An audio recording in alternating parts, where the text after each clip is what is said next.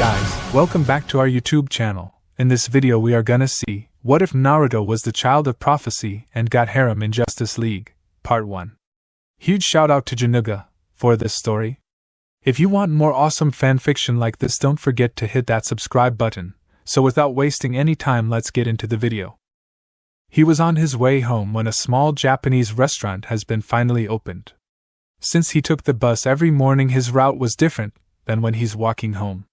He can teleport straight home if he wanted to, but the evening breeze is what he loved most when taking this route.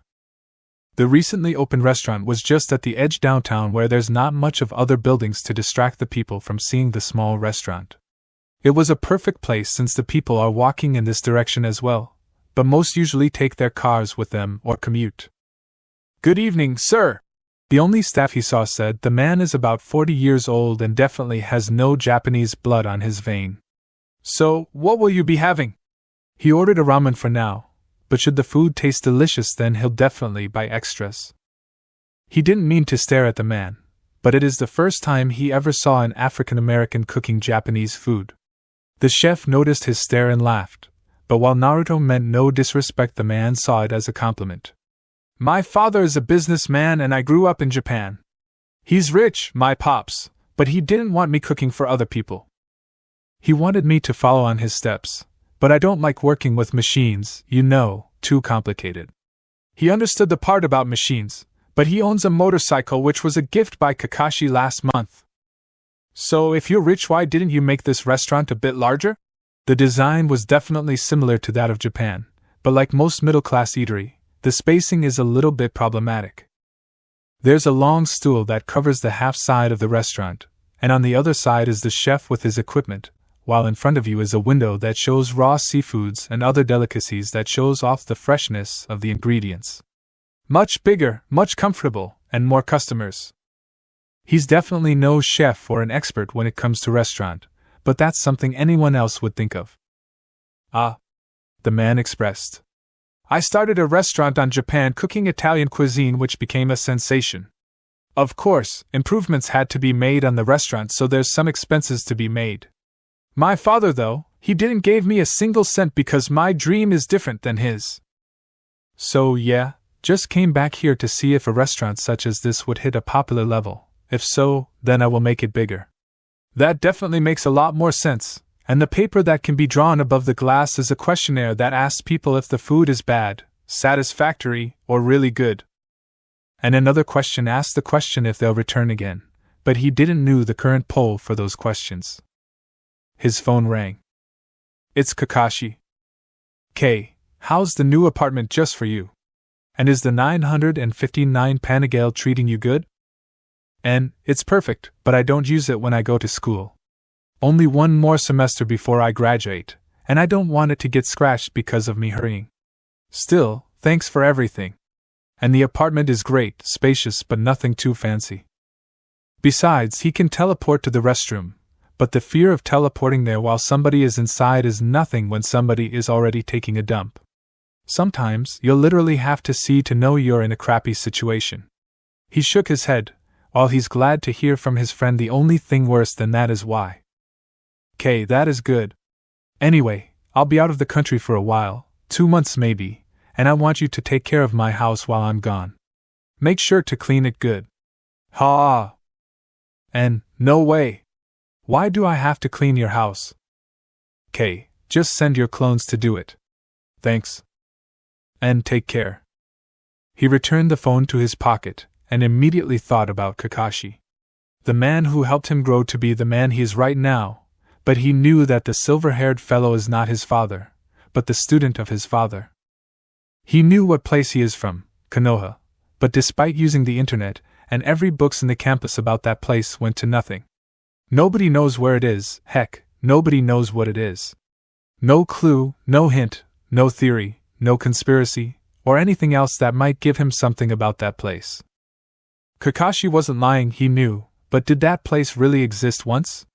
Space travel is impossible, not for him anyway. Superman is an alien, but even he knew that the Man of Steel still has tons of question about his home world, wherever that is. "Sir, more ramen please!" It earned the older man a laugh before agreeing to serve him up another bowl of that delicious ramen. When the ramen reaches his hands, he quickly devoured it with no restraint, like a wolf munching its huge prey, because it's definitely delicious, a lot better than those ready-to-cook noodles he brought every day from the nearest convenience store. After that session, the older man introduced himself as James, and he in return told James his name. The man sat beside Naruto and put on the table a large plate filled with different kinds of sushi. "Compliments from the chef," he chuckled, opening 2 bottles of beer before him. "A beer wouldn't hurt now, would it? Besides, you look like you're 21, are you?" Naruto shook his head, earning a laughter from the chef. "Well, what they don't know won't hurt, am I right?" He took the alcohol and James opened the television that's mounted on the wall. He already know what a beer tastes like. One of the many fine things of not having any real friends out there, because he's afraid that one day he might return home and leaving this world might be a struggle. Still, having an apartment all to yourself means he can do whatever the heck he wants in it. That, and the fact that every Friday night is game night means pizza and a lot of sodas, sometimes alcohol. So, this is the first time he's drinking alcohol with another person, a real live person. There's a flash news in the city of Gotham, but he could already guess that it's a villain of the Bat Vigilante that's roaming Gotham City. To be honest, he prefers the name Dark Knight rather than the Batman, which sounds totally funny for him. He imagined himself as a criminal who's on the run from the police only to hear his generic partner telling him to be careful of the Batman. He may end up laughing, to be honest. Then again, some of the interviewed criminals or the one he saw who was recently captured by the police told him that the Bat is no joke. The fear in their eyes was definitely genuine, and it's not like the vigilante chose the name of Batman. James groaned. "I bet it's the Joker causing destruction once more." And Naruto could guess that this man beside him watches a lot of news. He doesn't really know much about the Joker except for the things he had done, not to mention that he's dressed up like a clown with goons wearing plastic clown mask. "If I were the Batman, I'd definitely eliminate that guy, or put him somewhere he'll never get out. Because this guy keeps escaping jails," he explained. "But why does the Batman always spare the Joker again and again? Each time this man is on the loose, an innocent is hurt, worse, killed. But then what different is he from the Batman? At least that person is trying to make a change, unlike him who has powers and does nothing but live a normal life."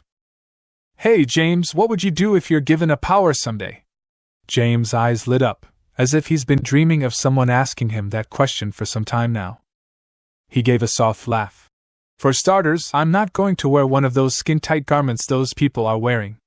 Of course, I'll save many people as I can, but it's kind of scary as well, you know."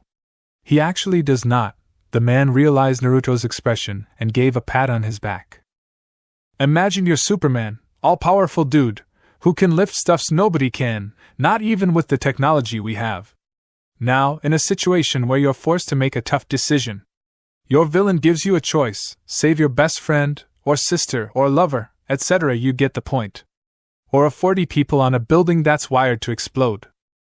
And no, even with your speed and other powers you can only pick one. Who will you save?" He hasn't exactly thought about it yet, because in all the movies and cartoons he had watched, they all ended in a happy ending. Which is totally stupid when put in the reality they're in right now. Exactly. His silence seems like the answer James was looking for. "I want to be a hero, but I don't want to be a hero.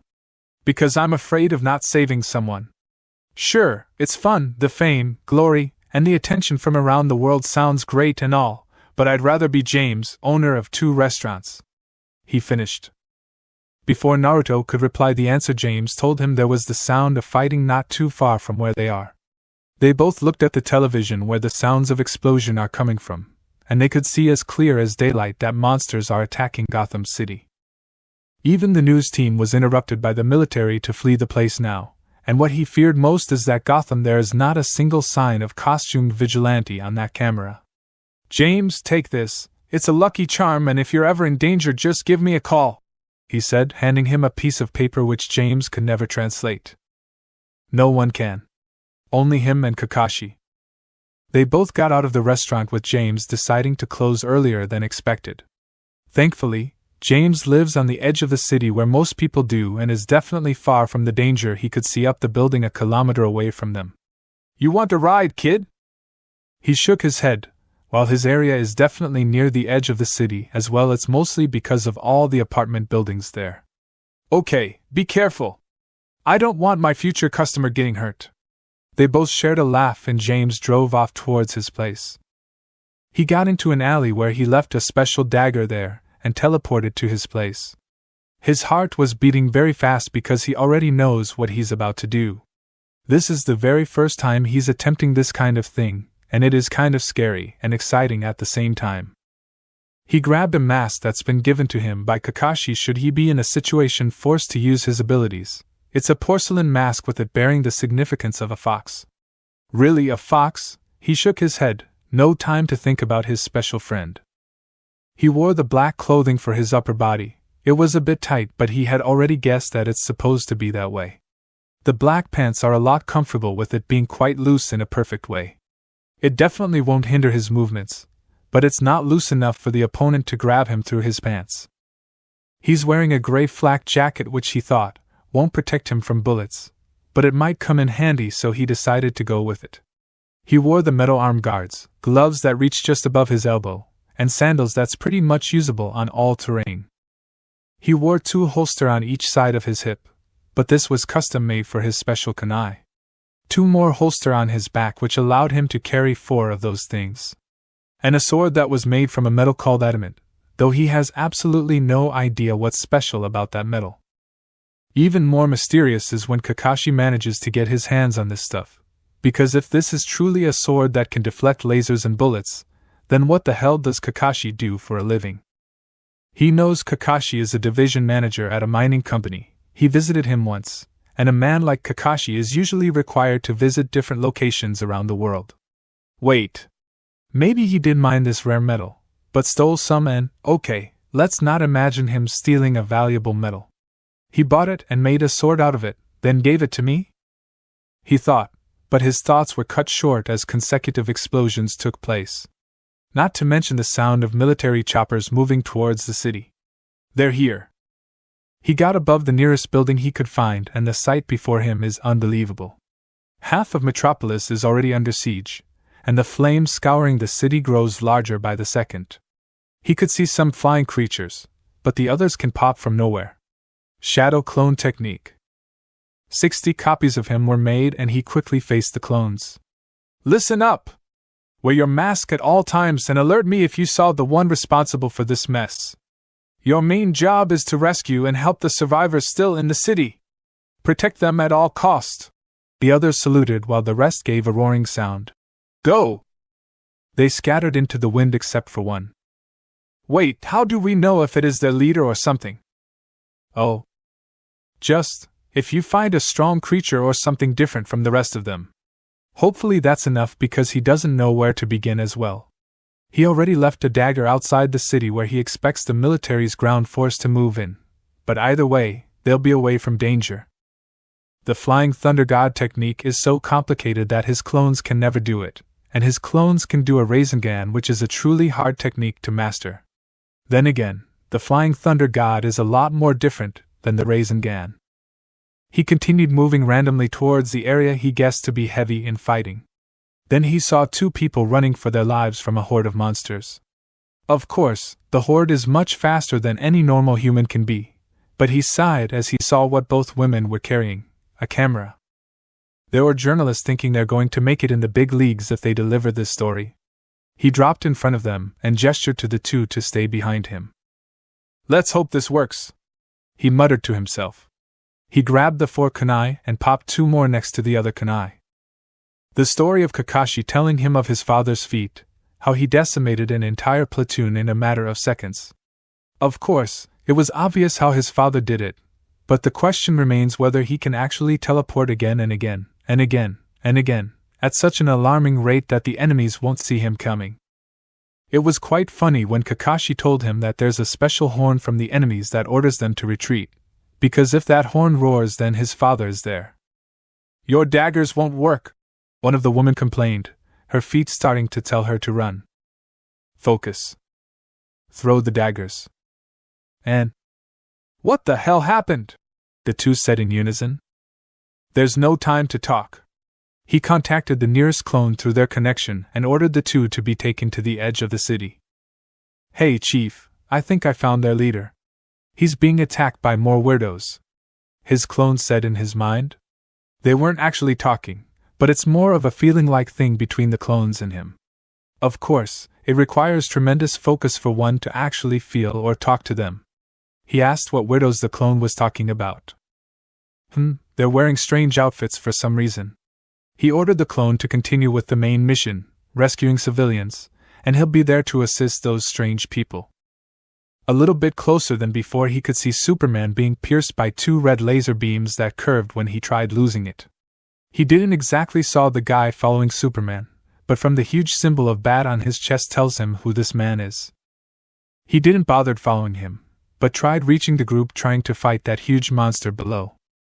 Their leader, huh? Line break.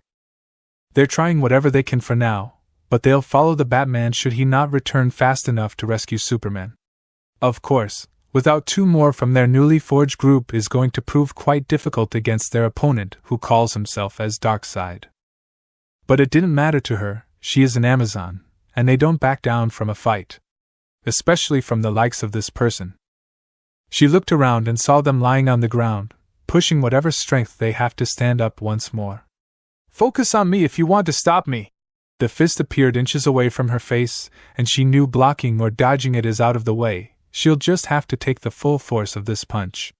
What choice does she have? Time seemed to slow down for her, but it didn't mean her reflexes went faster as well.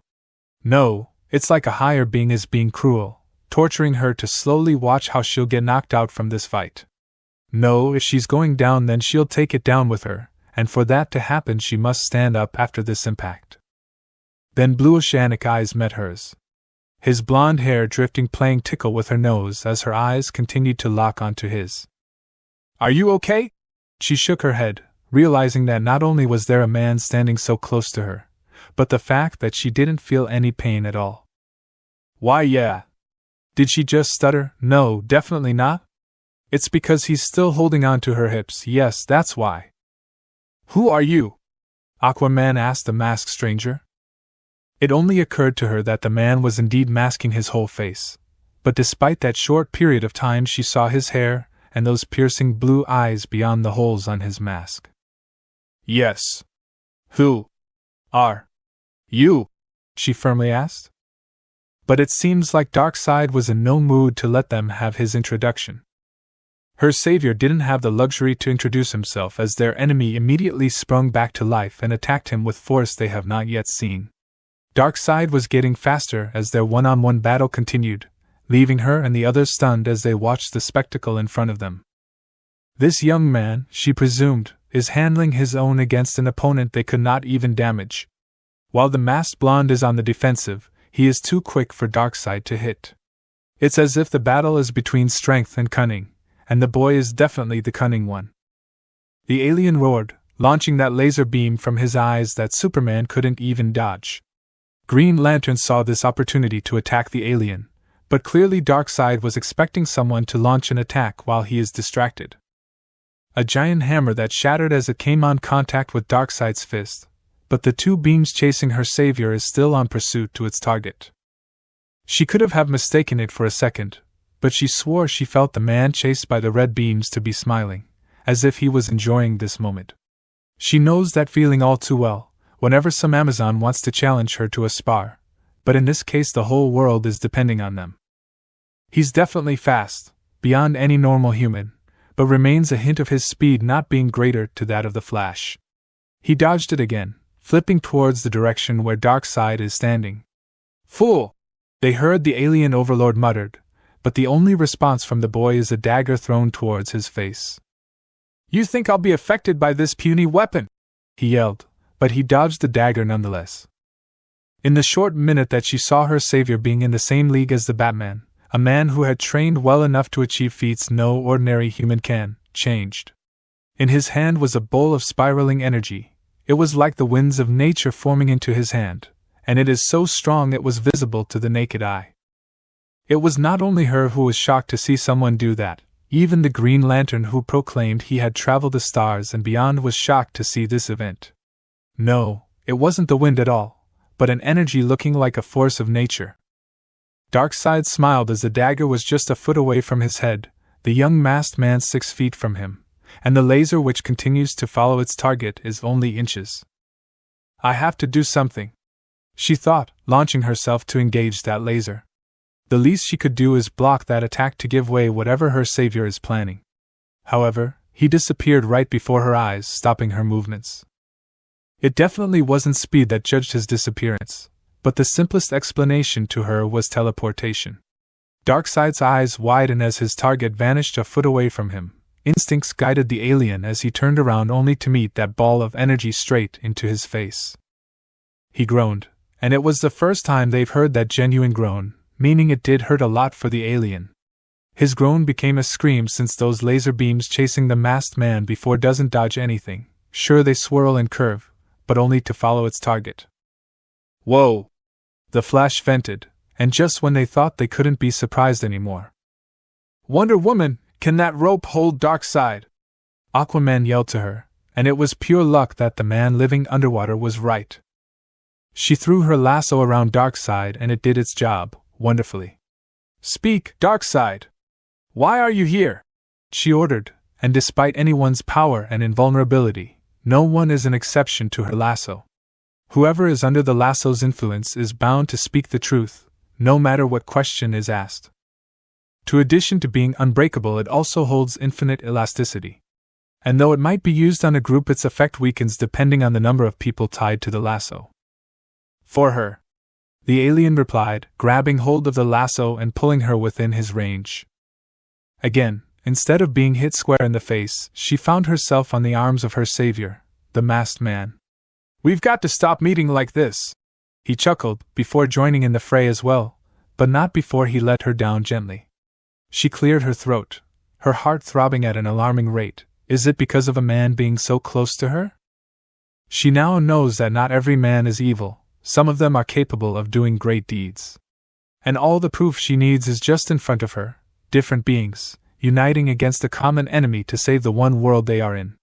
Still, if this was the effect of a man being close to her, then why hasn't she felt anything with Steve Trevor? And that man confessed the love he is feeling for her. She turned down Steve, obviously, but she's never been an inch away from his face, nor was she carried by Steve in shows she had watched late at night.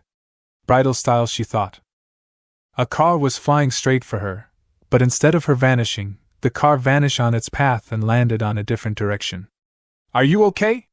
Wonder Woman, if you're unable to fight any longer, then I suggest you fall back into a safer zone, Aquaman said, standing next to her. I don't get it yet, but it seems like he has to throw that daggers to teleport. He hit the car and another dagger flew past it where the car was teleported into. I guess that's his ability. Still, we can't afford to guard you while we're fighting, she snapped out, Flash suddenly appearing before her. Hey, look, I can get you out of here fast. She shook her head. I'm okay. Let us go, she said, joining the fray once more. They were right though, she can't afford to let whatever she felt just seconds ago to get in the way of saving this world. Still, it was so mysterious, but the feeling was a bit exciting for her. She remembered a time back in Themyscira when she accidentally smashed one of her mother's vase, the nervous yet exciting feeling she felt when Artemis said they'll keep it a secret from her mother. Of course, they were scolded once the queen knew what happened to her vase, which happens to be her favorite, but she won't deny that it was a bit fun and exciting. She noticed her savior's actions getting slower once they are all engaging Darkseid. He just joined the battle, so exhaustion is definitely not the case, and according to Aquaman, he has to throw these daggers before he could teleport. The space around Darkseid is getting cramped. She thought, that's why his ability to move quicker and dish out more damage is weakening. They are on his way, sort of. While that energy ball did some kind of damage, it didn't put Darkseid down, only anger him to some extent and little grazes on his face. Even she felt it too, while they are many and their enemy is unable to hit them all at once, their movements are restricted. That robot-like guy's cannon was definitely a beat weaker, even Aquaman's way with his trident, afraid of hurting an ally, especially Green Lantern, who was using huge green-lit objects to smash Darkseid, is using smaller objects to attack him. They didn't know each other, how they move, how they react, how they breathe, much less how they fight. However, that tactic seems to be working as the alien is completely overwhelmed from all sides. Darkseid began launching out beams from his eyes at different directions.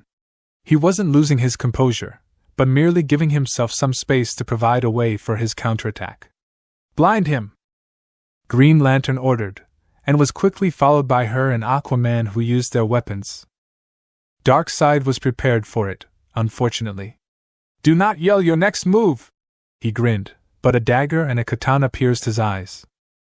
A sword and a knife through his eyes, and he's still standing? What else can we do? Lantern grinned. It was definitely a first to all to see an opponent this strong.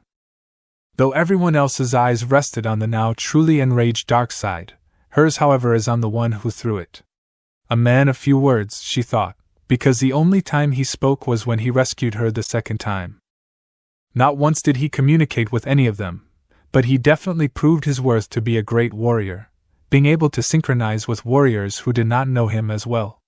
Well, all of them were good, but it could be better. I am Darkseid!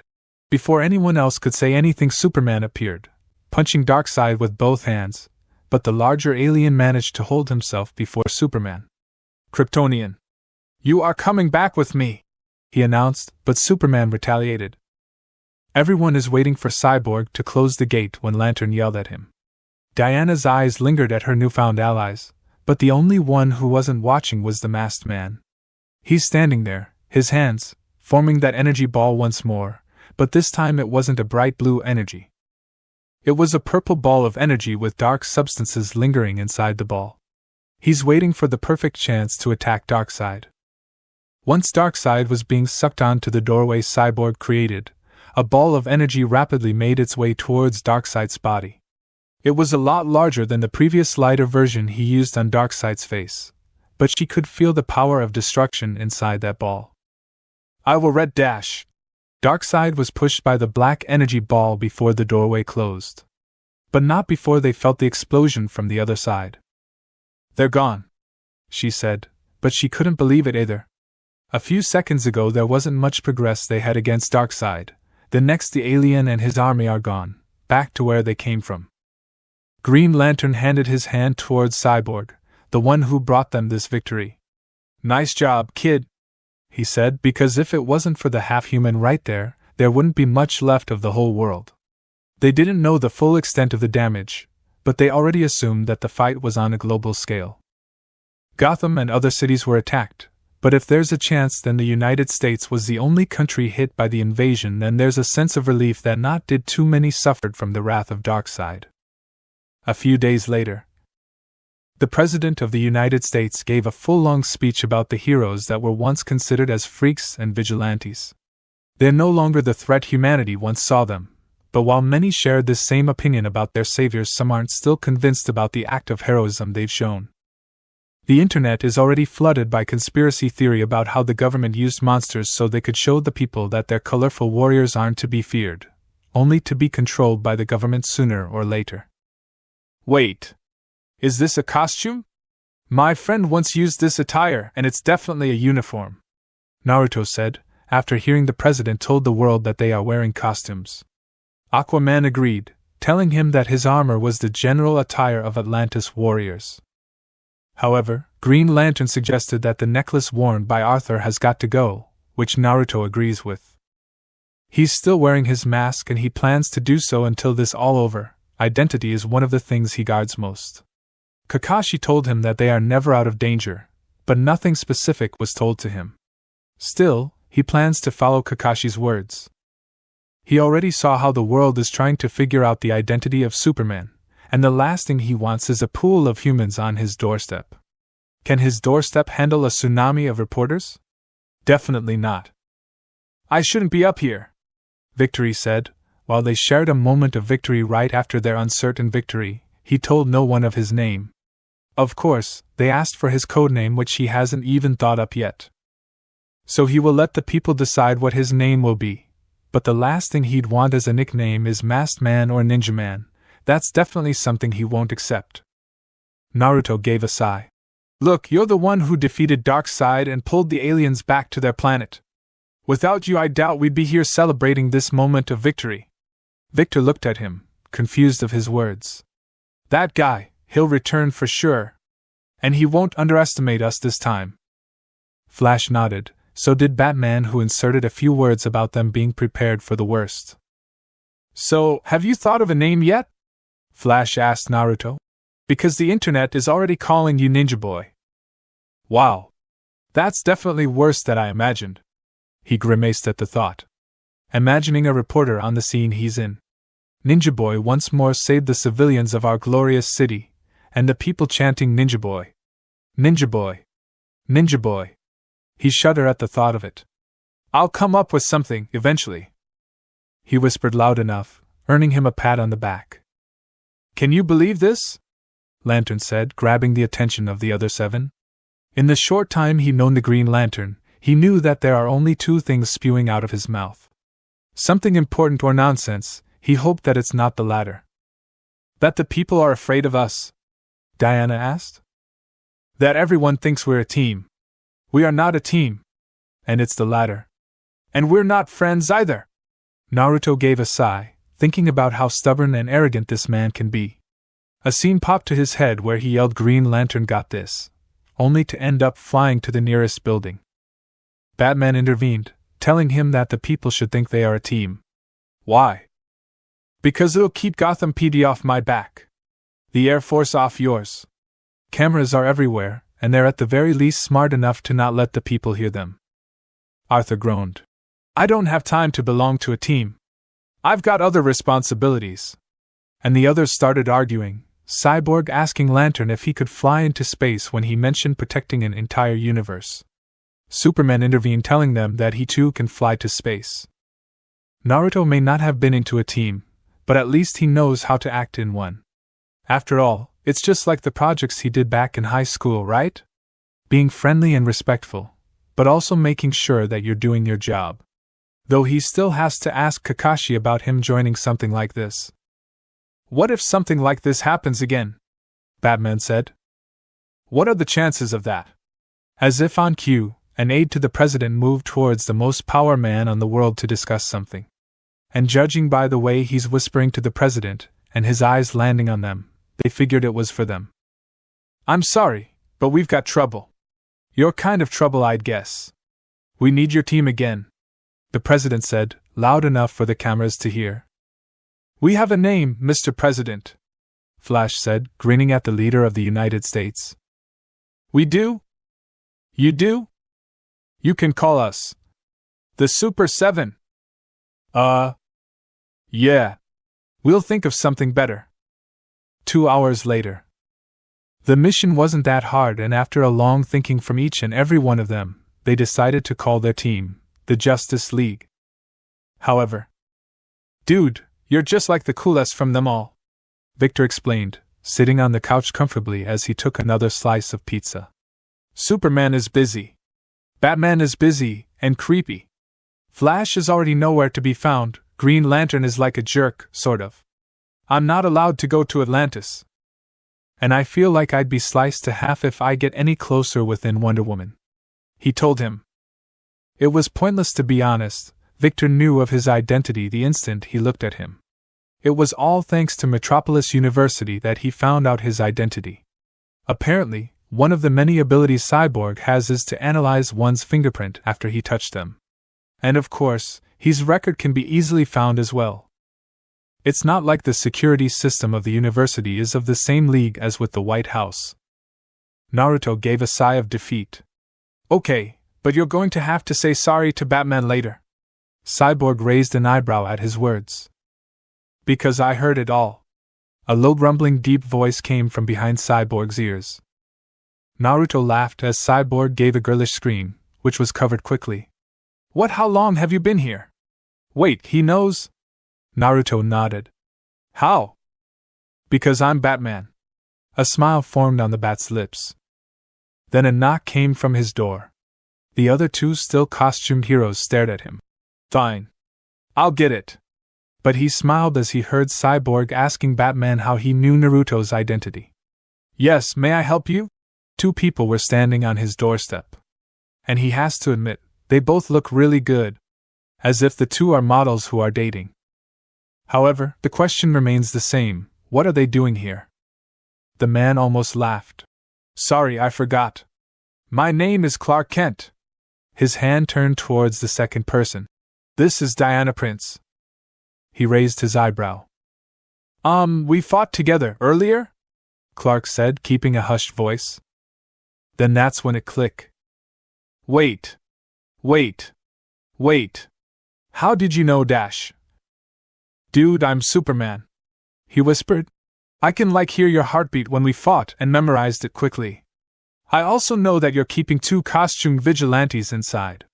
He smiled, Naruto asking if it was the heartbeat as well. No. X-ray vision. Naruto's eyes landed on Diana's. She just wanted to come as well. Why yes. She cleared her throat. I wanted to thank you when you saved me a couple of times. She finished, straightening herself. He sighed. Come in. He gestured them to enter his humble home. Bruce, buy some more pizza for us, okay? Superman said, appearing in a flash next to Batman. I am not Bruce. I'm Batman. This is going to be a long night, Naruto muttered. He got home right after one of the most successful exams he had taken in the history of his life. Sure, the results won't be shown to them for quite some time now, but he's definitely confident that he'll graduate in the next month or so. Everyone in the Justice League had their own life and they understood how important it was for him to graduate, especially Superman, who experienced the whole ordeal. They're both aliens, both babies when they're sent to this planet, but the only difference is that Clark's world had ended, and Naruto still doesn't know his. He immediately grabbed a bottle of beer before he sat down on his couch. Thanks to Bruce Wayne, who was more than enough to give him all that extra money to rebuild and make his apartment as comfortable as he could. Still, he didn't like helping the Batman fight crime in Gotham City, but it's not because Batman is creepy, weird, and that stare which goes right through one's soul. No, he doesn't like helping him because of the city. Gotham is like a city born from hell itself. The place was a lot different than Metropolis, the exact opposite if compared. It's as if the sun never visits the place, the gloomy sky, the smoke coming out from buildings, and the people walking all around. Sure, there's happiness and content on the better part of the city, but in the lowest part of it? And a man wearing a bat costume seems to add this dreadful place even more so. But he gets to save people and see the smile on their face when he saves them. It's one of the best feelings he got after joining the Justice League. Sure, the fame and glory, being put on news channels, celebrity talk shows, and even more was nice, but nothing beats the face of a civilian that he had protected. And I'm feeling well about this exam. Be ready, if I pass each one of my courses I'll graduate. He's been texting Kakashi in the past few weeks, but not a single reply entered his phone. He knows Kakashi is more than fine, but the feeling of him not replying to his messages still sends dark feelings toward his stomach. He stretched his arms, opening the television, and there's definitely the Justice League on a celebrity channel. The topic of it is Diana and Steve Trevor, the man who got dumped by Wonder Woman. He pitied the guy, honestly, but he knew from the very beginning that Steve was nothing more than a friend for Wonder Woman. Diana has been more than open about her relationship with Steve, but like everyone else, she too keeps secrets of her own. Not to mention that she often visits his house whenever another member is here. Like Green Lantern, Flash, and everyone else in the league, he too finds Diana to be a very attractive woman despite him having no experience dating before. It was simply nature for men to clash their eyes with the thing they find attractive. The same goes for women too. Up next, we'll talk about the nameless hero of the Justice League. His ventured back to the television as they're about to talk about him. It seems that no one, not even him, has thought of a name for his hero identity. It wasn't much of a big deal to him, but he doesn't like being called Ninja Boy or other ridiculous nicknames out there. He gives his sympathy to the younger man called Robin. Instead of his name, which he literally has a letter on his chest, he is called Boy Wonder. Which, let's be honest, is a ridiculous name. And we are back! The show is back, and this time there's a small number of women sitting beside the host. Now, let's talk about this nameless crusader who was seen in the Battle of Metropolis a few weeks ago. Many of the women lives in Metropolis, but he remembers the most recent woman he had saved, a blonde like him, but she's definitely a challenging woman to rescue. Instead of leaving after he saved her, she insisted on a few pictures to remember him by, with his mask on, of course. But that few pictures ended up with 100+ pictures, not to mention that that woman's friends was nearby. Still, he did his job well and is proud of it. Now, what can you tell about this man? Olivia, you're one of the very few people who got close to him. What does he sound like? Part of him didn't want to hear this, but another wanted to hear what they have to say about him. He's definitely dreamy, even with the mask on. I got a few pictures with him, but his voice is like of an angel. Naruto nearly spilled his drink upon hearing that statement. He's expecting he's a great guy, saves people, blah, blah, blah. But not 1% of him expected that statement. I know he is handsome like Superman, but for younger people, you know? Okay, it's definitely time to change the channel. If he was so goddamn handsome, why didn't the girls on both his high school and college fawn over him? She's just thinking that because he saved her, and because he is popular. His hero part, that is. A crackling sound, not loud enough, went throughout his apartment. Batman! He immediately felt his presence, and he knows the Dark Knight is nowhere near to be in the fun zone right now. What do you need? If he is visiting him here with his costume here, then things must be pretty dire somewhere. Wait, this isn't about Catwoman, is it? The Bat's curiosity cup was filled upon hearing Catwoman. He immediately asked what happened with Naruto on his last mission. She creeps me out, you know. She licked her lips and continued staring at me, and I have no idea why. I mean, does she want to eat me? Batman coughed on his last words, but maintained composure, as always. She's not carnivorous, is she? Batman let out a sigh of relief. Thank God this guy is an idiot when it comes to women. He silently thought to himself. No. And that's not why I am here. Let's go back to the watchtower. Something bad happened. His vision immediately changed from his apartment to the watchtower. Like Batman had said, something bad did happen, but judging from his team's look and the technology still intact, the battle was done in seconds. While grateful that the watchtower is still in one piece, there's an ominous feeling inside his gut that tells him this guy took down the Justice League without collateral damage. Even Darkseid was unable to defeat them, and there's destruction everywhere. Talk to me, Bats. I don't want to go blind against this guy, Naruto said, sitting beside Diana, who seems to be the most troubled of all. Are you okay? She looked at him in the eyes and nodded weakly. A minute was all it took for them to form a plan. It wasn't foolproof, but it is the best they've got, considering there's not much time they can spare after knowing Graves is after Steve Trevor's sister. With the help of the boom tube, once more they are able to infiltrate themselves inside the house. No one was there except a woman who is crying desperately, and engaging Wonder Woman to an argument which she blames her for Steve's downfall. Steve and Graves were nowhere to be found though. It's as if Graves vanished the moment they arrived. He didn't like this at all. Someone who could expect them is an enemy worth investigating. Unlike the Joker, Clayface, and other creepy weirdo he has encountered both in and out of Gotham, there's not a single enemy who could have anticipated his movements. However, it might prove to be a worthy battle after all, if not for the spirits and such. Still, he has the perfect counter for that kind of attack. Months of being with the Justice League and he still hasn't told them the two biggest secret he has.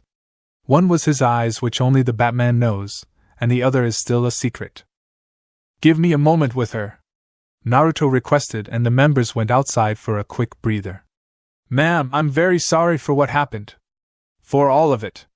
The world sees us as superheroes who could be there the moment they're in danger, but that's not true at all. We are like you, we live, we feel, we get tired, and everything a human is. What we can do for the world is save those we can, while we can, and I promise you that we will save Steve. She nodded, and he offered a smile. Even if it cost me my life.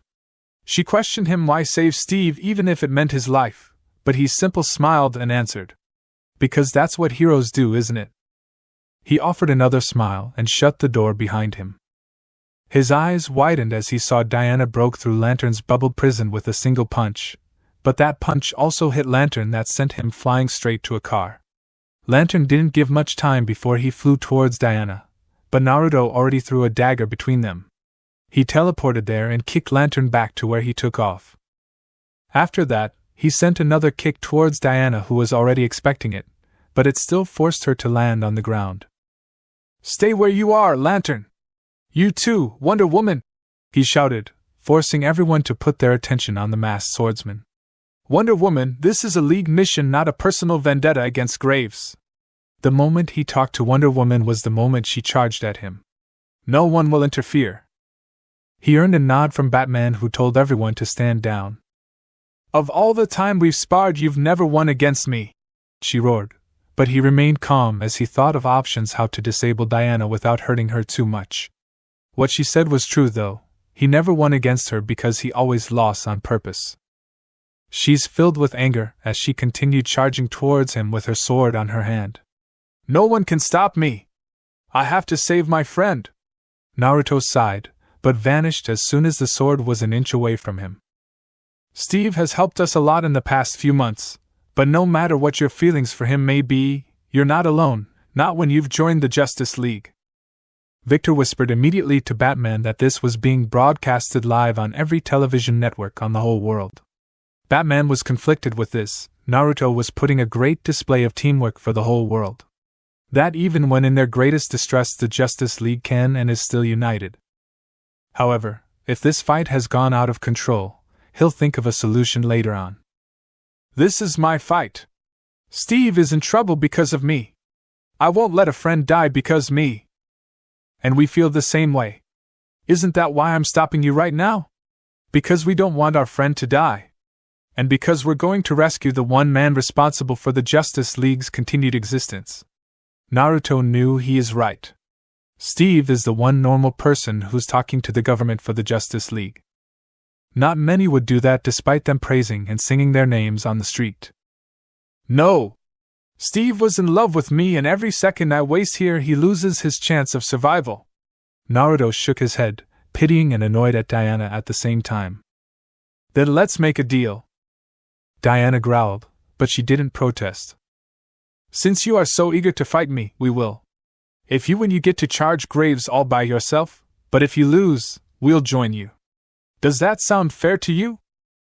"Then I'll finish this quickly," she announced, and some of the bystanders cheered for her. Well, they were all men wearing a shirt with Diana's face printed on it. "She can't win against him," Batman muttered, but Cyborg heard it loud enough to ask what he means.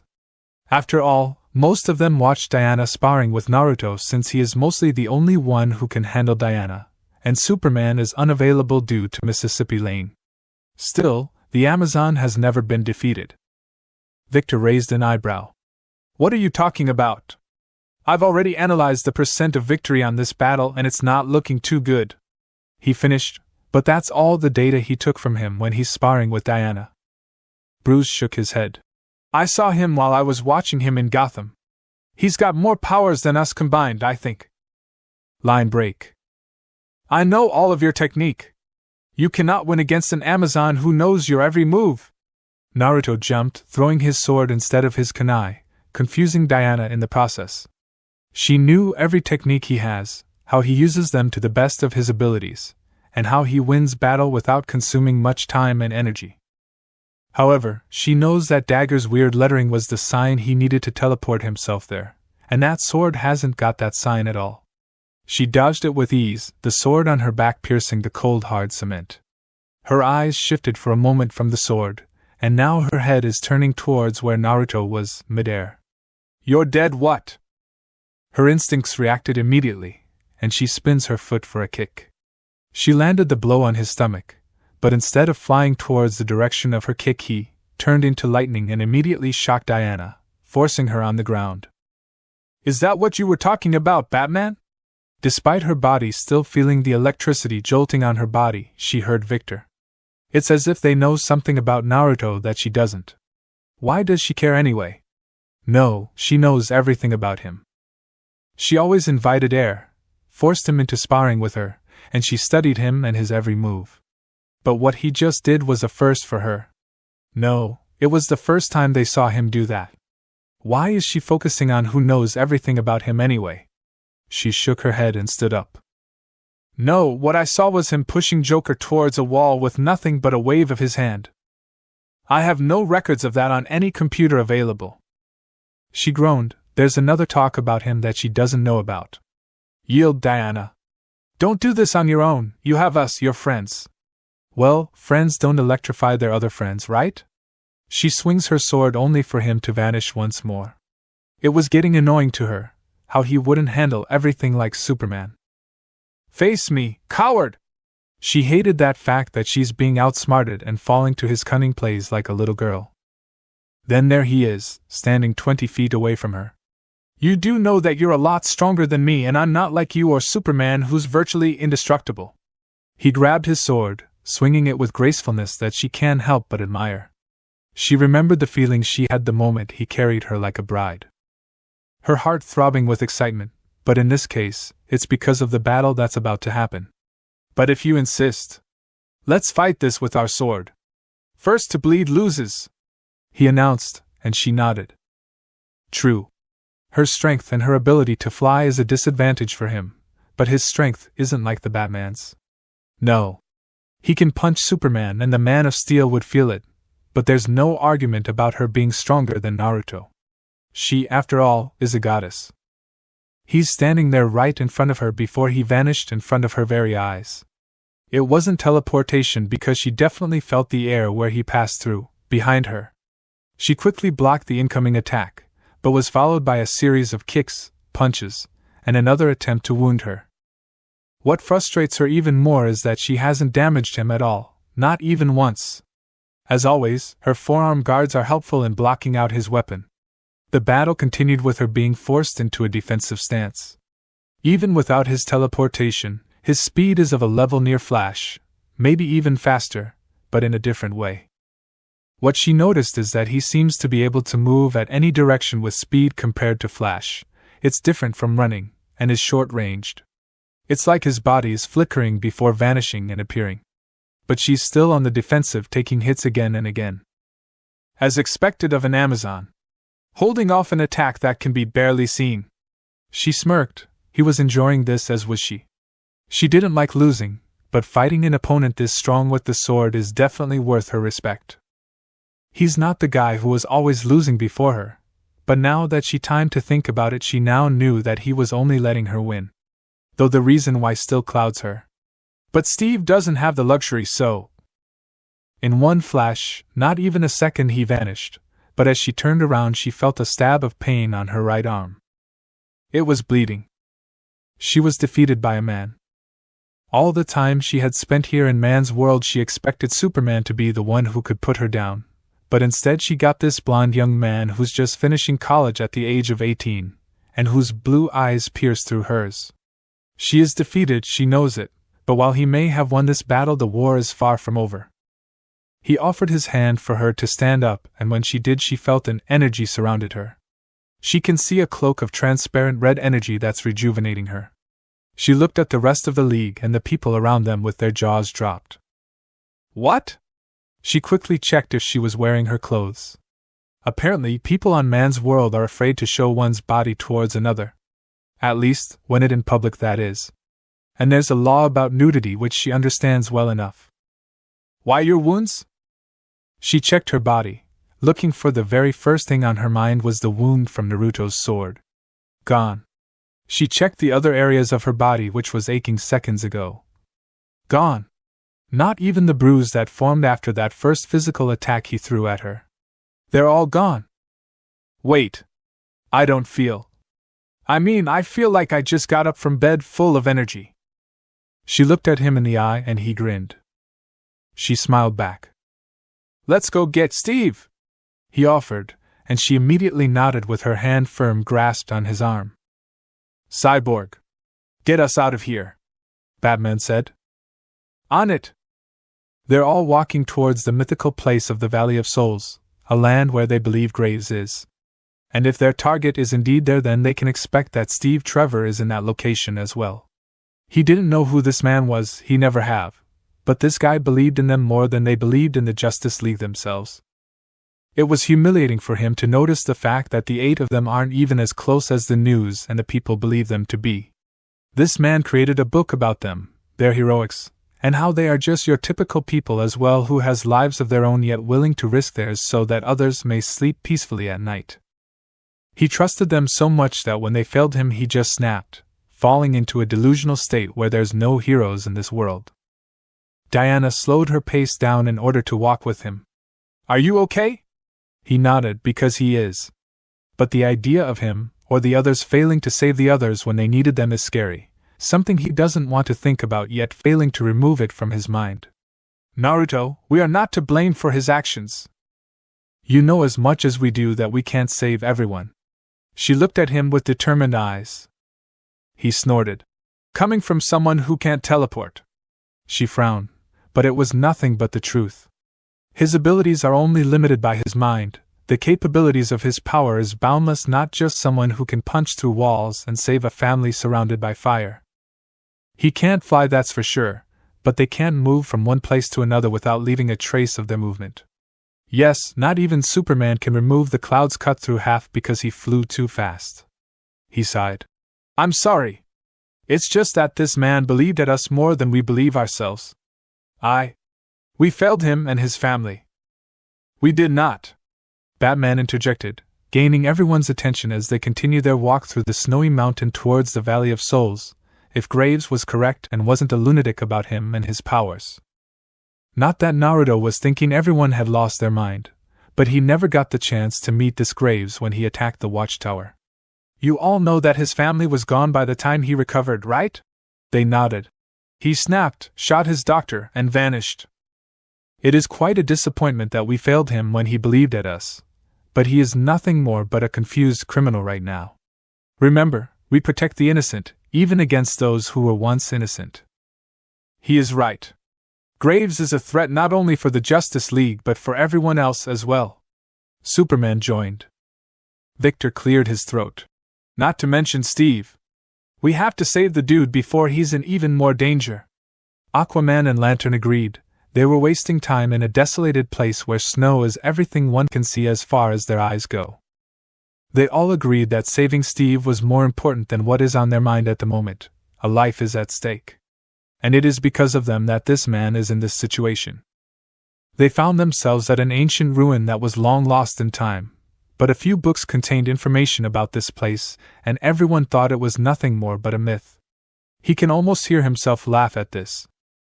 Atlantis was once thought to be a myth, something that never even had existed, but here stands the very man leading the kingdom under the sea.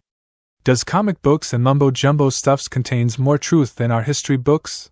He thought to himself, earning a glance from Diana as he softly laughed. "Diana?" He looked around only to see a mist forming around them. He noticed how the others around him are seeing different people, and judging how the team is reacting, those people must be very close to them. Except, there's nothing on him, Kakashi, the few people he came to know, and James, the chef at his own restaurant. "Diana!" He rushed towards her side as Graves, a reptilian-looking fellow with a face on his torso, walked towards her. A loud, deafening sound echoed throughout the ruin. His eyes darted towards the direction of the sound. "Steve!"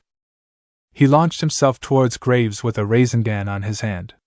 He buried his hands on Graves as he's launched towards Aquaman, who had already escaped the clutches of Graves' power. He pierced David Graves' back with his trident. Diana managed to free herself finally, but she wasted no time charging towards David. Naruto already saw this and immediately stopped her from ending David's life. He shook his head, telling her it's not worth it.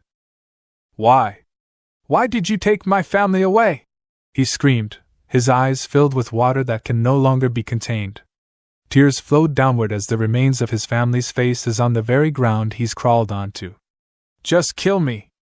Let me be with them," he managed to say between his sobs. "Those weren't your family. But I think you already knew that, Mr. Graves." Washington, D.C., Argus Medical Facility. "Diana?" Steve's voice was so weak and fragile it was almost like she's not talking to the real Steve. How bad do I look? She said hi to him and informed him of his current status.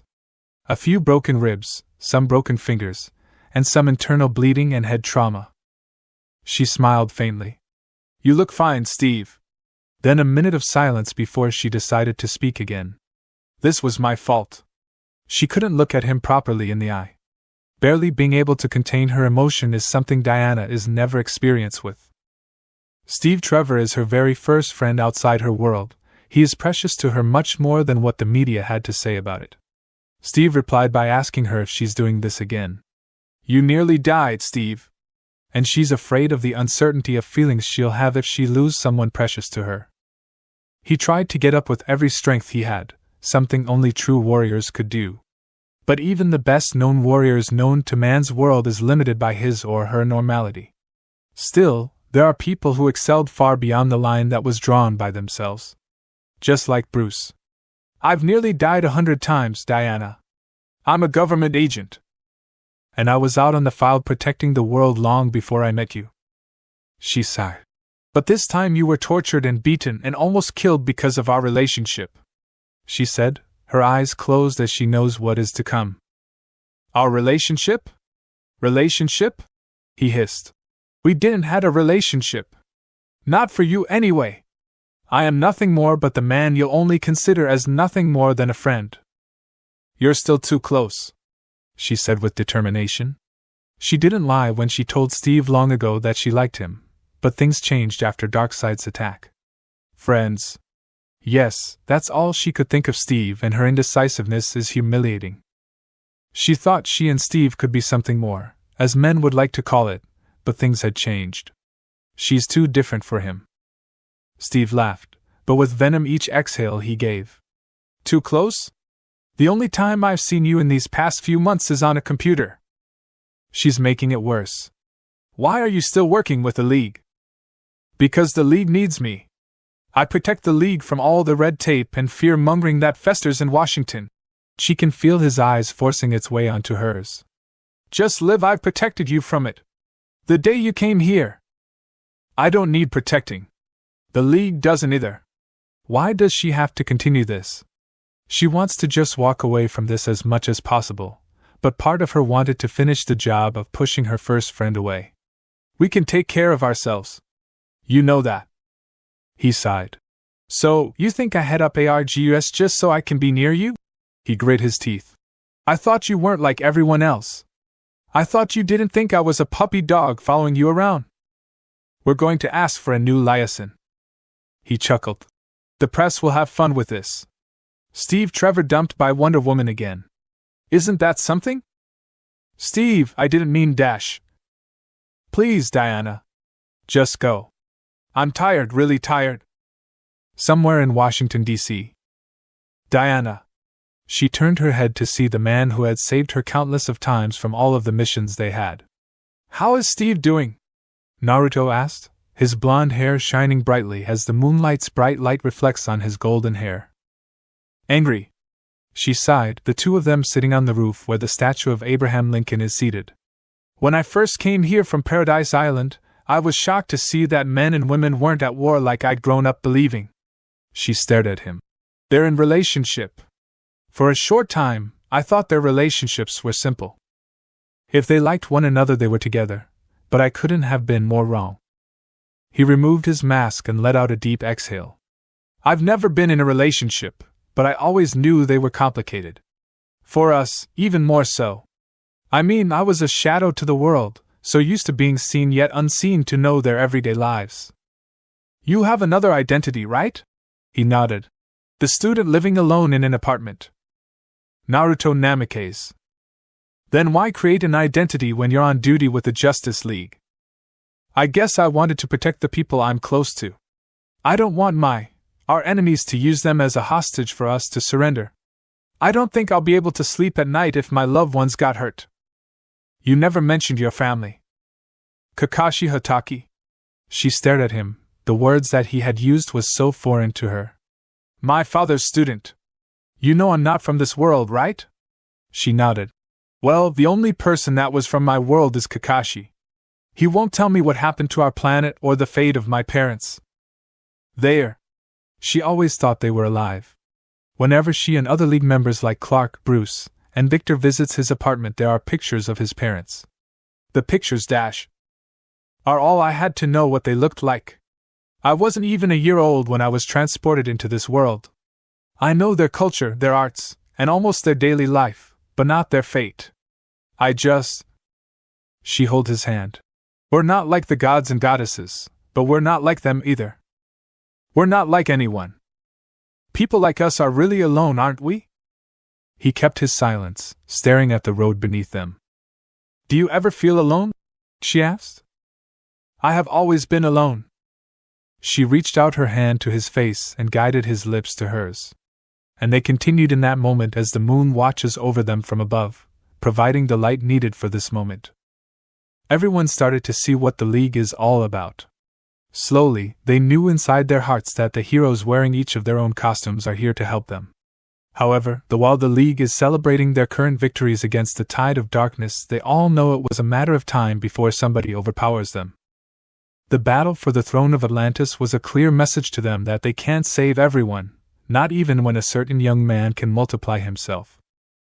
The fastest man on the world, the greatest detective, the man of steel, the goddess from Olympus, a guardian of the galaxy, a cyborg, the king under the sea. But while their titles hold a great deal for the people, they also have their limitations. Vic, dude, where are you? Batman has started the meeting. Where are you?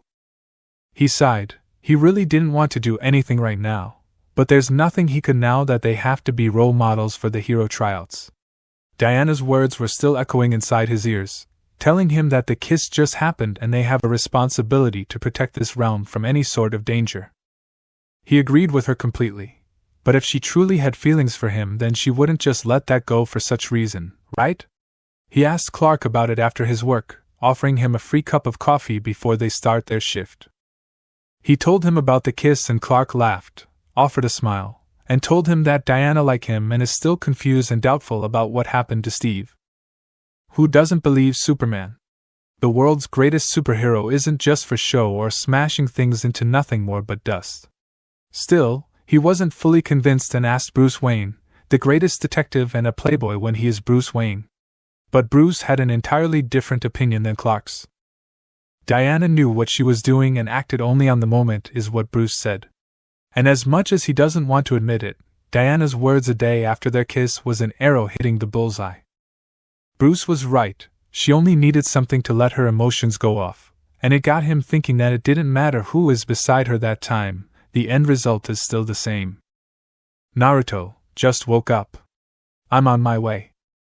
He's not depressed about it at all. Sure, he felt a little hurt, but only because he was expecting more when it was nothing more but a simple kiss. It's because he felt too awkward around Diana when for her it seems like nothing happened at all. It got more awkward when she would hold his hand and drag him towards their sparring room, because he was the best when it comes to sparring, according to Diana. It was awkward and confusing, but he is thankful that he could remain focused whenever they are on the job. Line break. What was she supposed to do back then? It was a stupid decision that felt right when their lips touched, but how cruel can she truly be? Steve was expecting more from their friendly relationship, and right after she made it clear for the last time she kissed another man. Secretly, she had kissed Steve Trevor because she also found him attractive, but it was more of an experiment to kiss a man rather than connected with each other. She could see for the past few weeks that Naruto have been too quiet whenever they are alone.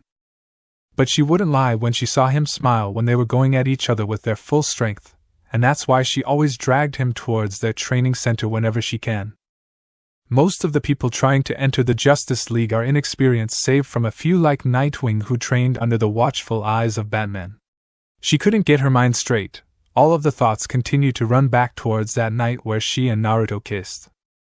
It was perfect, at least that's what she felt, but she is right to push him away as well.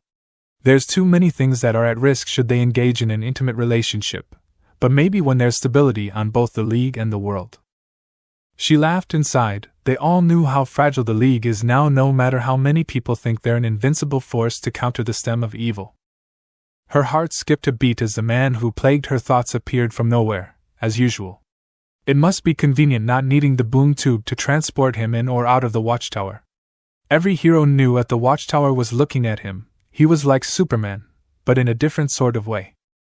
She even saw an article on the internet about a battle between Naruto and Superman. There even was an article about her. And it's about how big is her mountains.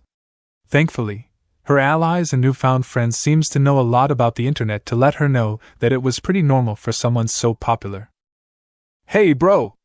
Nightwing giving Naruto a high five, which he returned nicely. "Thanks for the help last week. It was an absolute nightmare when I got knocked out by Poison Ivy, but thankfully Batman had already sent you as backup." She saw Naruto shuddered for a moment, which Nightwing responded with a vigorous laugh. The blonde narrowed his eyes for a second and Nightwing raised his hands in surrender. "Hey, I didn't told anyone about what happened." The interview continued as planned. The Justice League didn't need them to showcase their set of powers, for they have already battled alongside them in their own territories. But the question of being a full-time member is still in question. They need people who could watch over the planet while the others are resting. Darkseid nearly conquered this planet because every hero was divided, but they got lucky enough to momentarily defeat him and put the whole world safe for now. But how long before Darkseid would try and claim the world once again? They don't have that kind of luxury. Not when Darkseid is that strong and has an army of monsters. The Justice League only chose 5 recruits to add to their roster, but it was only because the remaining few are too busy with their own lives and duty, while the others simply wanted another hero on the League. Trust is the biggest issue around the League. Being the greatest power in Earth and the most trusted by the public eye, they have a reputation to keep. If they chose heroes just because of their powers, then outrageous rumors would suddenly pop. If the newly recruited hero would suddenly turn rouge or be in a scandalous accident, then they, the Justice League, would have to deal with that matter as well. ARGUS can only do so much of the cleanup that they would leave behind. A week later, Firestorm is probably the closest hero he's been with ever since the Justice League formally recruited them. The young boys fuse together and comes a man who can manipulate energy. But despite all of those impressive feats, the one thing he came to truly like about Firestorm is his badass hair. The rest of the League, save for him and the new recruits, are on a mission when Despero attacked. Thankfully, the others weren't too much on his way and he defeated him quickly. But he's not lying when he found Despero to be strong. Not to mention that they were inside the watchtower, and the last thing he needed is for it to fall towards Earth. Catching a falling space station the size of a building isn't really his forte. "Dude, I just got a call from Batman that we're off to Kondak. Cyborg will meet us on the watchtower, and we're off to Kondak," the two said in unison, as if they were already Firestorm. And in the blink of an eye, the 2 high school kids are now the fiery-haired member of the Justice League, Firestorm. Cyborg explained the situation to them immediately, that a new metahuman known as Shazam had just invaded the border of Kondak. But the worst thing is, the man named Shazam doesn't seem to know that he has invaded a border already. Another problem involves is the magic that they were all so unfamiliar with. While Superman still considers his powers to be magic, he doesn't really believe him. It was simply chakra, the energy within, but his tricks definitely looks like one would see in a magic show. Disappearing here and there. "Vic, where's Wonder Woman and Superman?" Naruto asked. If they were going to deal with an unknown element, or something they weren't so familiar with, then he needs the 2 strongest allies in the League. Wonder Woman came from a magical island known as Themyscira or Paradise Island, and the fact that she is the daughter of Zeus, king of the Greek gods, highest ruler on Mount Olympus, then she's definitely somewhat experienced with the magical stuffs. Superman, on the other hand, is the most resilient person amongst all of them. After all, his title as the Man of Steel isn't just for show. And he encountered an opponent once who uses magic to strengthen his physical attributes while maintaining a hint of magic on his physical body, making him both effective on magic and close-quarter combat. They're on their way to Kondak. Batman and the others are already on Kondak, making their way through Shazam, but I doubt that they would be the first to arrive than Superman. There was a long pause before Naruto decided to speak up. "Well, what are you waiting for? Let's go!" Before anyone could add something to his words, the doors popped open and their Zatanna walked towards them with haste. "You weren't with Batman already?" She shook her head, enlightening them that she received the call only a few minutes ago and had to prepare herself before telling Cyborg to teleport her to the watchtower. "Sorry, man. Zatanna was talking to me and that's why I wasn't able to respond." He shook his head. "Anyway, let us go. I'm sure they are already there at the scene." The last he heard from Batman was that the Kondak Air Force are still chasing after Shazam. Bats took another jet with him, but the watchtower's dock for spaceships aren't limited to just one. ARGUS. Selina Kyle didn't like this plan at all, not one bit of it. Their mission, as Trevor had just announced earlier, is to make the Justice League look bad so the people wouldn't expect too much from the Justice League. The JLA is, after all, controlled by the US government to eradicate the Justice League should they go rogue, not set them up to make them look like rogues. Most of them feels the same way with this disgusting mission, but they didn't have much of a choice. Unlike the League, who isn't fully controlled by the government, they are able to do their missions at will. But despite the freedom they have with how they treat their enemies, the JLAs are still a bit dirtier than how the Justice League operates. Yeah, Batman likes his criminals beaten up badly, but the point why he does those things is to teach them a lesson of what will happen next should they do something wrong again. It wasn't really effective in Gotham since most of the population there are sociopaths and would do anything to survive. She knew that feeling too well. "They want us to force the Justice League to do something? This is crazy, even for me," said by a man she'd forgotten the name of. She's too busy thinking about what will happen after they provoke the League. Superman, strongest hero. Batman, greatest detective and her rival as well. Wonder Woman, a Greek goddess who is almost on par with Superman. Aquaman, a guy who can fucking summon creatures of the deep. Cyborg, a man who doesn't know the word impossible so long as computers and other tech are involved. Flash, the fastest man on the world. Green Lantern, well, at least they have a lantern here as well. And the new recruits whose fame is already growing for their current deeds. The Justice League has saved the world countless times. We should be there to support them, Dr. Light said, whoever the fuck that guy is. She should try and solve this internal problem of theirs without violence. Whatever it is they are doing there, Batman is right there. And I know the guy for a long, long time. I say we should trust them. After all, Batman was the crusader of the Crusaders. If there's even a pint-sized evil within the League, then Batman would have taken action by now. She knew him so well that not even Superman would be able to prevent the Dark Knight from taking action. He fears no one. No, he fears everyone. That is why he's so paranoid about people like Superman. Your judgment is clouded, Selina. Your personal investment is making it so. Katana said. The person whom this woman's samurai is going to take on is the mysterious Kitsune. The fox-masked man whom she had tried to seduce whenever she had the chance to do so. Besides, I cannot wait to challenge Kitsune on a sword match. After all, he took down the great Wonder Woman not too long ago. Behind the mask she could feel Katana's excitement. She can't blame her as well. The feeling for her to steal an item that's deemed impossible is exciting as well. He's far stronger than most of us, Selina uttered, but enough for everyone to hear. Their gaze set upon her as she stared at them back. You saw what he threw at Darkseid before that alien dick went back to his world. Trevor and the rest of the attack choppers were recording every second of the battle. One of the main reasons why the military was so late as well. The government wanted videos of the alien and their capabilities, and they've managed to record the battle between Darkseid and the people known now as the Justice League. That dark energy ball the same size as a human was as strong as a tactical nuke. Can you survive that?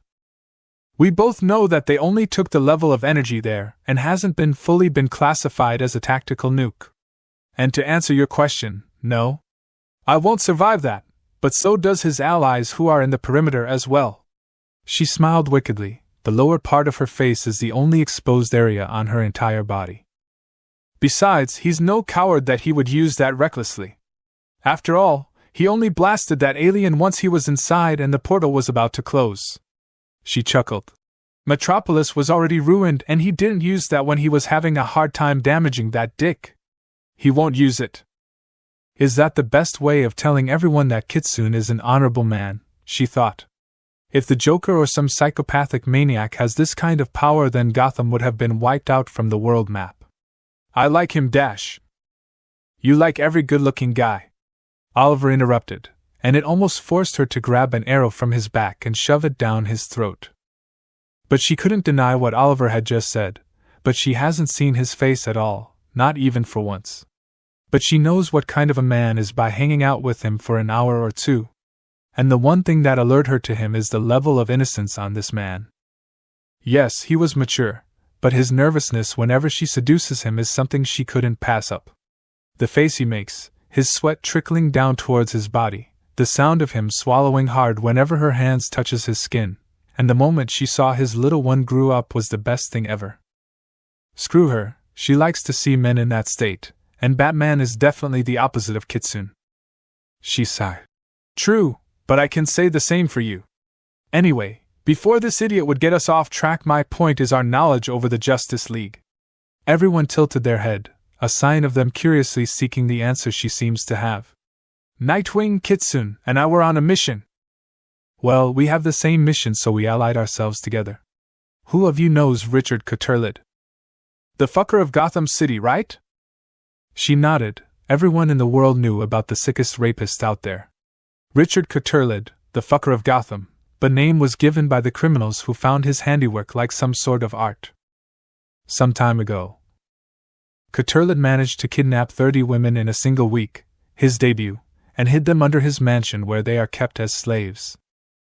Cotterlid is a sick bastard that is beyond any kind of help, but his money allows him to buy men from the black dealers, and should the police would try and attack the mansion, then urban conflict is definitely a possibility. The Justice League couldn't act much better with all of their work keeping them busy, and the fact that the media had spread that the women kidnapped are wearing some kind of bomb collar that would explode if 3 scenarios would happen. The first is the moment the collars are removed from their skin, it would go off. Second, should Cotterlid die, the collars and the mansion is rigged to explode. Some kind of heart sensor machine that he had acquired. 3. Another methuman was guarding the cell within. And everyone was told that it had the same level of strength as Superman. The third one was definitely a lie. Something to give the police something to think about. Selena couldn't wait any longer. The fact that the women inside are being tortured not only physically, but mentally and spiritually as well. Every single day they are stuck inside that horrific mansion lessens their hope of being rescued. She just have to find a way inside and steal the detonator. It was the only device capable of connecting Cotterlid's heartbeat, and the collar bombs as well. It was also the only thing that can be used to physically access the bomb. If she can manage to steal it, the police would, she thought of bringing it to the cops, but they were as dumb as they are corrupt. Most of them, at least. If there's a group of people who can handle this, then it is the Justice League. That's when she found Nightwing and Kitsune in the shadow, minutes before she could fully decide to enter and attempt to steal that device. Catwoman. Cute. After she licked his earlobe, he could never face her with much courage as in the past. And the great Nightwing, Batman's substitution whenever he is needed in the League. I'm thinking you have some kind of plan, do you? They nodded, but warned her not to interfere in their way. In fact, Nightwing seriously told to her face to never set foot on that mansion. That they already got this, sort of. Camera on the box is ready, Nightwing said, nodding towards Kitsune as he vanished from thin air and appeared seconds later. Is the police sending this gift now? Yeah. I told them to tell the guards that if Penguin heard that his gift for this asshole didn't arrive, then he'll attack every police officer on Gotham. Now, it's only a matter of if he accepts it or not. The Christmas-decorated gift is making its way inside the mansion, but there is still no sign of the once millionaire that is Richard. My camera is rolling as well? Nightwing gave a thumbs up, his other hand pressing so fast on the computer to maintain the signal. Okay, we got him. Another monitor has been brought to life as the devices subtly roaming around the house is able to detect heat signatures in every room. He is in his room with 5 women on the floor. No, I'm not sure, it might be his goons, but the way dash. It's the girls. She never heard the serious side of him. Ever. She'd seen him on the television and live in action, but there was no emotion at all. The same as the Batman, he is the kind of guy who never lets his focus down whenever he can, but he is still a lot fun to be with than the Bat ever could. I can feel them. If she's right about this, he was grinding his teeth with anger. No, it was well beyond anger, it's rage. What's the plan? She had to ask. The box contains a dagger. Kitsune has to teleport inside. Once inside, he'll teleport somewhere far away with Cturlid where his detonator could no longer detect the collars. And no, it won't go off because we've studied the collar itself. That is why it took so long for us to take action. First, the detonator has a 100-mile radius before completely losing its connection with the bombs. Second, once the bombs and the detonator are too far away, it doesn't matter anymore if he dies in front of the girls. And again, no. She frowned at this. She hasn't even asked any of them a question. At least Kitsune is keeping himself quiet. The detonator is too high-tech to know the difference between the lost signal and a dying heart.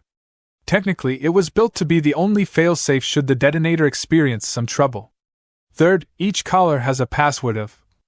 He switched the program on the computer. 4 digits. The password can never be changed. It was programmed that way because the one who made it is a paranoid who felt like someone would use his own toy against him. How do I know this? I think you already know the answer to that question. Batman. Yep. He interrogated Dr. Essa by attaching a collar on his neck and tying a rope on it. He got to a safe distance and threatened Dr. Essa that if he doesn't tell him how to stop the bombs from going off, then his own invention will kill him. And, of course, that doctor told him everything. Correct. Nightwing smirked, but Selina knew that this is a man of good heart. Dick Grayson didn't experience what Brucia, she knows, went through when he was still a child. Dick will never be capable of something that cruel and marking a criminal with his insignia with the help of a metal glowing with an orange-like light. Okay, we're in. Get ready. It will work. Don't kill him. Selina turned her eyes on the fox-masked man, but he didn't respond. No, she too wouldn't let this man live. Richard Cturlid is not a mentally ill person. He is just that disgusting and perverted that he sees women as nothing more but items that can be discarded. Oh yeah, he was a millionaire, and that meant she has entered that mansion, long before it turned into a perverted dungeon. Richard was like Bruce Wayne, sleeping with different models, playboy, rich, and that meant jewels for her. And when she entered the bedroom, that's when things started to get even beyond the description of being kinky. Dildos, vibrators, even a knife with blood still staining it. And smelling the hair on his bed told her this woman suffered before escaping his clutches. So she rejected him, landing a kick on his chin before he could even think what was going on. I should have killed him long ago, she whispered, but the slight turn on Kitsune's head told her he's heard her. Doors closed. Confirmed visual on Cturlid. All of the other heat signatures are women. Dick's head gazed upon the other man, then he nodded. Give him what he deserves. She chuckled softly. Even Dick wasn't able to control his emotion properly on this one. With one exhale of breath, he vanished. Drones are entering the house quietly, he said to himself. What the fuck? Cturlid said, instantly dropping the box. The drone had a perfect view just outside the window. The man laughed. Idiot! This device is connected to my fucking satellite. I know you fucker. Teleporting bitch in the Justice League. Fuck you. You know my fucking satellite? Huh. That thing can fucking connect me any fucking where. He was laughing like he had lost his mind. And look. He unbuttoned his blood-stained shirt. Fucking detonator is attached to me. What you gonna do, huh? Rip it off? Idiot. Idiot. Idiot. This guy was definitely beyond help. His own fetish just poisoned his mind, but he willingly accepted the poison as well. Wait. Wait. Wait. What are you doing? Kitsune just crushed the camera on his head, but he grabbed another of his signature dagger and threw it towards the drone. Whoa! What the hell, man? Nightwing yelled, typing faster as the other roaming drones desperately rushed their way towards that window again. Anywhere, huh? The mic was still working. So be it. Present. What happened then, Selina? Steve asked. I knew that he was the one responsible, but the body was never found, right? Nightwing reported he fell somewhere in the Himalayas, right? She shrugged. The government didn't care either. That case was too disturbing for them to touch, not to mention scandalous too. Steve sat down. The others are listening like children with Selena's story. You could have called us for help. I mean, we would have tried to help, but Kitsune is indeed the most suitable for the job. She nodded. So what happened? She shook her head. What I do know is that after the drones reached the window, the two are gone. Nightwing ordered the police to charge as we attacked the place as well, just in case some metahuman does indeed guard the place. And I, who was raised from the very dark corners of Gotham, couldn't sleep for days after I've seen the mansion. His own men, the one he bought, was mounted on the wall with nails. Their hands, eyes, and mouth was pierced by nails that soon attached itself on the wall. It was bullshit. Everyone turned their heads towards Oliver. He said he owned a satellite, right? Why didn't it work when he died? Exactly, Selena replied, her eyes filled with question as well. Just be careful. We will. He's full of mystery and we really don't know his full capabilities. Somewhere in Kondak. Selena couldn't keep her heart calm. Were they really going to make the Justice League their enemy? Dr. Light, the newest member on their team, just launched a full attack on Wonder Woman. Before anyone could respond, Superman had grabbed Dr. Light. Don't touch my friend! Laser beam melted Dr. Light's head with a red glowing light, blinding most of them. What have I done? Superman didn't know what he's doing. I'm sorry! Fuck you, monster! All of them charged at the Justice League with Selena staying behind. A deafening exploding sound was heard from where she's standing. She could feel the invisible force launching her, and the rest of her team 30 feet away from where they were standing seconds ago. The force was like a truck with the speed of a missile hitting your entire body. Her eyes landed on Trevor where she saw him cough up blood, but he continued to force himself to stand up. Then it landed on Kitsune. Try and touch them. His voice was so calm it sent shivers down her spine. Attack them! Trevor ordered, and the battle ensued. The last thing she remembered was the explosion that sent her flying towards a building. Chapter end.